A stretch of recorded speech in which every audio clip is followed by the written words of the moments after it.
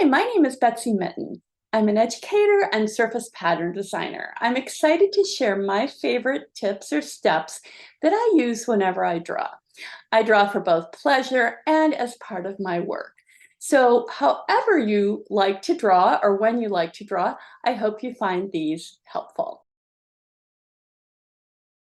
How about those materials?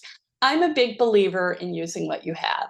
So start with any kind of paper that you have, any kind of pencil, pen, or you can use an iPad.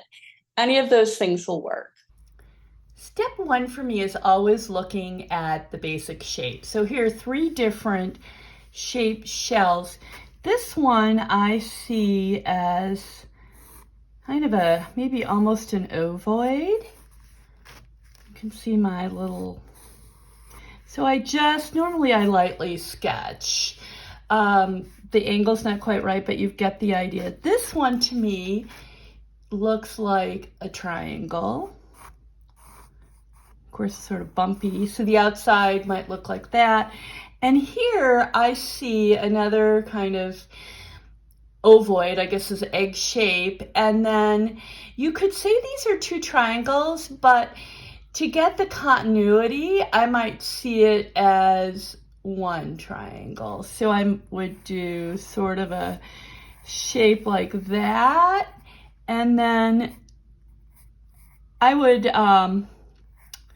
draw this down here. And I didn't draw it here, but in my mind kind of, it's probably a little big, but in my mind, I sort of imagined it that way. And this part actually comes down, but so that's how I would start, with just basic shapes. Step two for me is looking at the negative space. So I've got this, I did another very loose sketch of the basic shapes, sort of the ovoid or egg shape and these little triangles.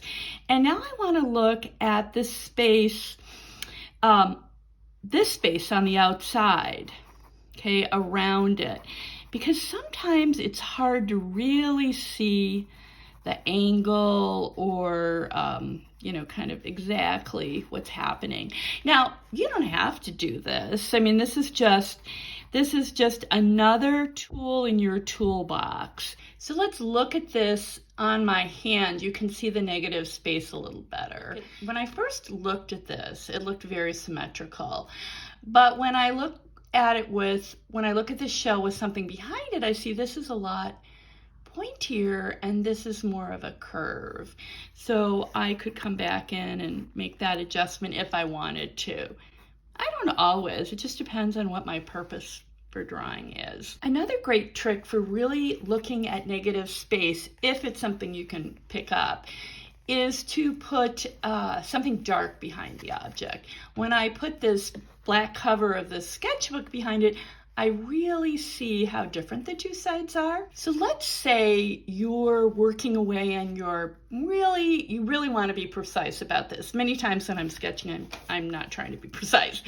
So I have the final trick is to turn it upside down. It's a little bit hard to see the differences here, but when you turn it upside down, and then you would turn your paper upside down to draw too. I mean, you've got to turn both of them upside down. You really can see the outline very clearly. And it sort of tricks your brain. Your brain you keep images in your mind, and sometimes your brain is seeing kind of what you already think something looks like. So turning an object upside down can really help. Now, lots of things you can't turn upside down, and it might not even be necessary, but it's a great tool to have in your kit. Tip 4 is proportion. And I use proportion in the most general sense of it. For example, is the bottom of the shell narrower or wider than the greatest point of width?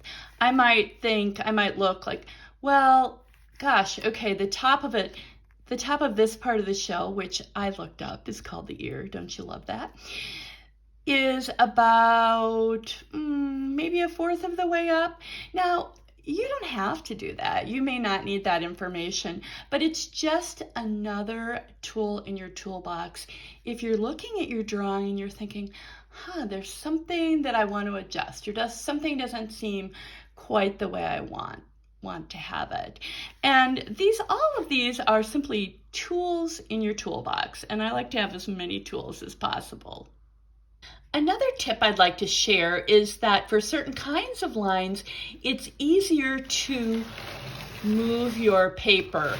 Your arm normally goes in this sort of arc just naturally. That's a more natural movement than drawing vertically. So to do these lines, when I was sketching, I found myself just turning the pad, and I thought I would mention that. Of course, you can do that super easily with an iPad. Thanks so much for joining me in this mini tutorial.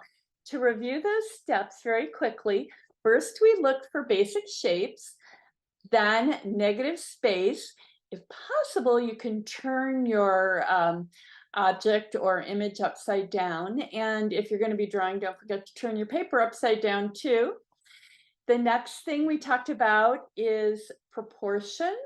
And finally, that bonus idea that you can move or turn your sketch pad or paper to take advantage of that natural arc or movement that your arm likes to make. And if you're using an iPad, it's super easy. You can just move your image. Thanks so much for joining me. I can't wait to see what you create. Please tag me on Instagram at Betsy Minton Studio with your drawings and sketches, or feel free to send a copy or a picture of them to me. Just reply to this email and add them as an attachment. Okay, thank you so much. Bye-bye for now.